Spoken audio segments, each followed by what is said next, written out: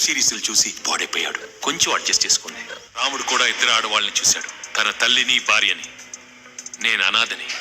నా భాగ్యాన్ని చూశాను. నేను రాముడి కంటే గ్రేట్. ఏట్రా పిన్న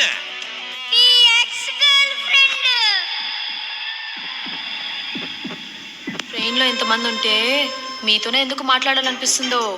ఇంత బాధలో ఉన్నా కూడా ఎందుకు నవ్వాలనిపిస్తుందో. నవ్వంటున్నారు, కాసేపు అయితే లవ్ అంటారా ఏంటి? ముదురు బెండకాయని ఓకే అంటారా ఏంటి? చూడటానికి అద్దరిపోయారు. ముదురుగా ఉంటే ఏంటి?